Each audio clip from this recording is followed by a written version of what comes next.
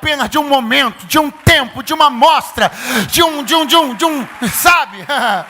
De um culto, de uma reunião, de uma efusão, de uma mensagem. Deus está dizendo para alguém essa noite: pega a tua vida e transfere ela em definitivo para o lugar da minha promessa, porque eu não chamei você para viver de aperitivos e nem de amostras, mas para ser plantado no lugar que emana leite e mel.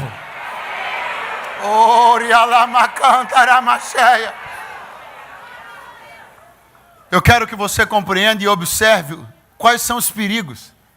Veja os riscos de alguém que vive por amostras.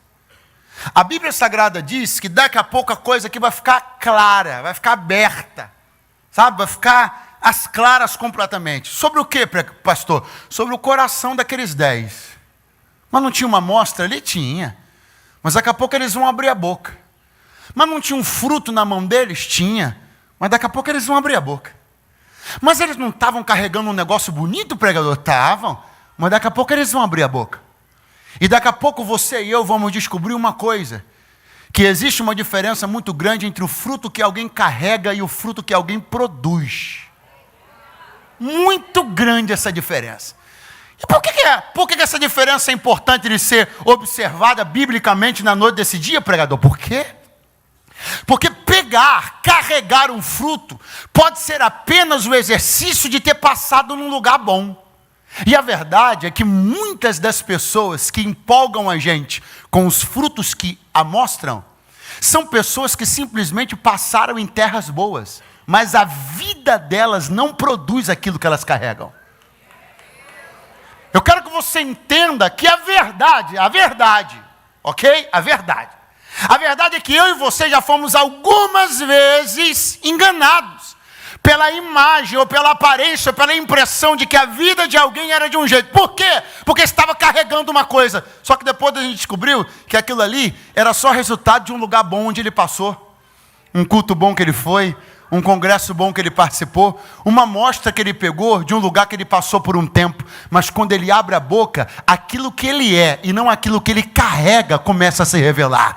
Quando ele abre a boca, aquilo que ele produz e não as amostras que ele pega nos trabalhos de oração pelo Rio de Janeiro começa a se apresentar. Deixa eu dizer uma coisa para você: chegou a hora de eu e você começarmos a produzir nossos frutos. Chega dessa vida, meu irmão e minha irmã, de catar fruto bonito em trabalho de oração todo dia. Chegou a hora de você começar a ser plantado num lugar, definitivamente produzir uma coisa boa, uma coisa maior do que as amostras que você anda coletando pela vida.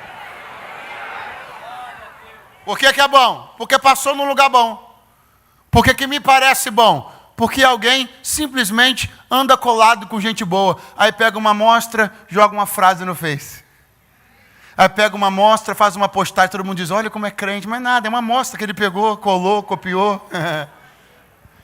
Essa não é a vida que Deus deseja para nenhum de nós aqui. Não é uma vida que precisa sempre estar sendo alimentada por novas amostras, novas pequenas coisas catadas aqui e ali. Chegou a hora de você ser plantado num lugar e você dar frutos para a glória de Deus. Quem está me ouvindo na noite desse dia, diga alguma coisa. Oh, glória a Deus. 10 de um lado, 2 de outro, os frutos lá.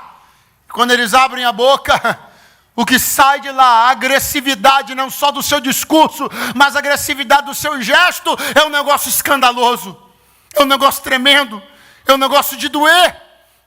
A Bíblia diz que eles vão tomar uma decisão, inflamar a congregação para apedrejar Josué e Calebe. Por quê?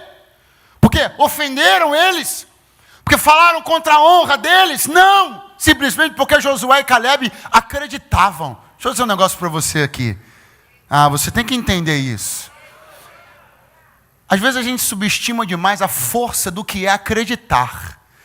Aí alguém está dizendo: poxa, se levantaram contra mim só porque eu disse que acreditava. Só não.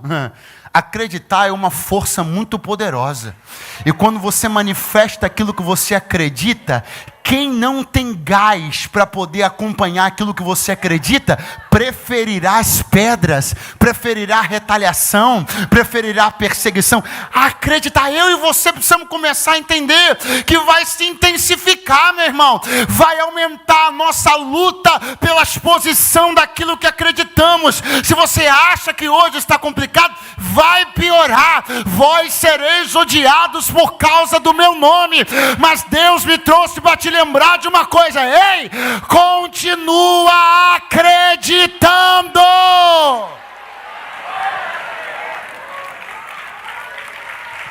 Só porque você acredita vão te virar as costas. Só porque você acredita você será incompreendido. Só porque acredita poderá ficar isolado por um tempo dentro de um circuito, de um contexto, mas não deixe de acreditar pela força das pressões que são exercidas sobre você.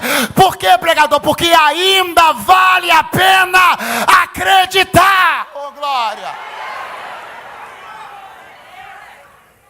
10 de um lado, 2 de outro, e de repente a congregação começa a levantar uma resolução. E qual é a resolução? Vocês não vão acreditar na resolução deles.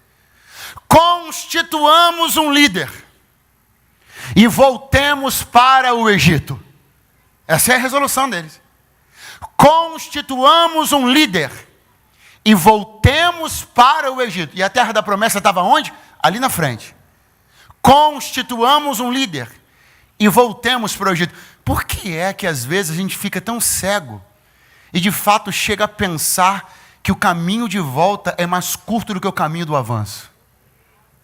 Você precisa entender que voltar sempre será pior do que prosseguir. Prosseguir sempre é a melhor alternativa. Voltar sempre dá mais trabalho e não te leva a lugar nenhum. Por que você não olha para frente e não experimenta avançar? Agora, eu quero que você observe, porque essa resolução, ela tem um impacto, essa resolução, ela é triste, essa resolução é decadente, essa decisão que eles tomaram, é um tipo de decisão que você precisa avaliar comigo essa noite aqui. Olha a decisão. Olha como a decisão está toda errada do ponto de vista bíblico, do ponto de vista espiritual, do ponto de vista divino, está toda errada a resolução. Analise. Constituamos um líder. Primeiro erro da resolução. Porque que povo é esse aqui, gente? É de Deus, não é? Não, vamos de novo. Esse povo aqui é de quem? Esse povo da Bíblia aqui é de quem? Então qual é o primeiro erro da resolução? Olha o que eles disseram. Constituamos um. E quem é que dá os líderes ao povo? Então o primeiro erro da resolução está aqui. E o primeiro erro da resolução está num povo acreditar que a constituição do seu líder emana do povo. Mas a constituição do líder emana de Deus para o povo. Isso é um princípio espiritual. Ah, pastor, mas isso não é democrático. E quem disse para você que Deus é democrático? Nós somos um país que viveu ditadura, há controvérsia, né? Mas, um país que viveu a ditadura, e país que viveu a ditadura, as pessoas ficam muito assombradas com qualquer coisa que beire fora do que é democrático. Mas a Bíblia não trata de democracia, a Bíblia trata de teocracia. O que Deus manda é Ele que manda, o que Ele governa é Ele que governa, o que Ele estabelece é Ele que estabelece, não tem votação, não tem fórum, é o que Ele determina. E eu ainda creio que é Deus quem dá líderes ao seu povo. Eu creio nisso. Oh, glória! E o dia que nós perdemos essa perspectiva, nós seremos qualquer coisa menos igreja. Qualquer coisa menos povo de Deus. O dia que perdemos essa fé de que aquele que cuida de nós nos dá líderes para nos guiar. Quando eu perder isso, eu perderei meu senso do que é a igreja. Olha a resolução. Constituamos um líder. Mas tem um outro problema. E voltemos para o Egito. Então esse líder será constituído. Ok? Amém ou não amém? E ele será constituído para fazer uma rota. Rota essa que eles já estabeleceram. Então isso não é liderança. Porque só existe um caso, pelo menos que eu me lembre, onde alguém está à sua frente, porém está indo para onde você quer ir. Um guia turístico. É um guia turístico que vai à sua frente, porém quem decidiu para onde ir foi você. Porque o princípio da liderança não somos nós determinando sobre a jornada, mas é Deus determinando sobre a jornada, confiando a jornada ao líder e eu me submeto à jornada. Aí o glória some essa hora e eu entendo, não fico chateado. Eu super entendo, porque isso mexe com a gente.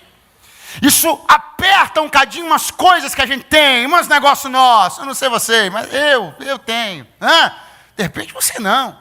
Isso mexe com a gente, isso prova a gente, isso testa a gente. A submissão a uma jornada que não fui eu que escolhi.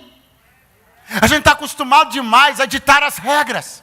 A gente está acostumado demais a determinar o roteiro. A gente está determinado demais a dizer, e a gente, depois do Waze, então, nós viramos controladores obcecados do nosso próprio destino. A gente quer saber quanto tempo vai demorar, se tem trânsito, se não tem trânsito, quais são as alternativas melhores. E esse controle de rota pode ser muito bom para os seus caminhos, pode ser bom para você ir para o trabalho, bom para você chegar mais cedo na igreja, mas a sua rota espiritual não foi traçada por você e não pode ser mudada por você. Eu estou pregando para um povo que está entregue à vontade do Senhor, seu Deus. Oh, glória!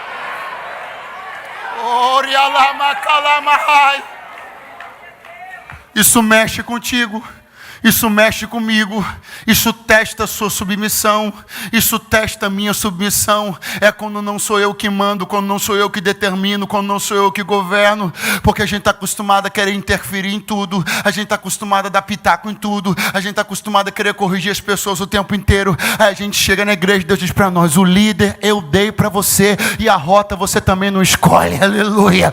O líder eu dei para você e o roteiro também não é você que escolhe. E o que é que você faz? Vai marchando, vai marchando, vai marchando. Ei, se entrega, meu irmão. Eu vim de Deus aqui dizer para alguém: você já tentou por muito tempo ser senhor das tuas próprias rotas, você já tentou tanto tempo controlar tudo e não deu em nada. Está na hora de você soltar o leme e deixar Deus governar o destino da tua história.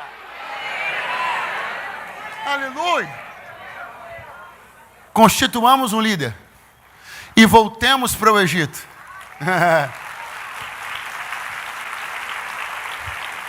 Constituamos um líder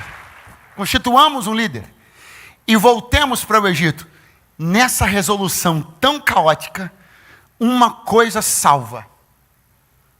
Não é deles e nem é por eles, mas na resolução deles tem uma coisa pelo menos que me alegra. Uma. Qual? Olha a resolução.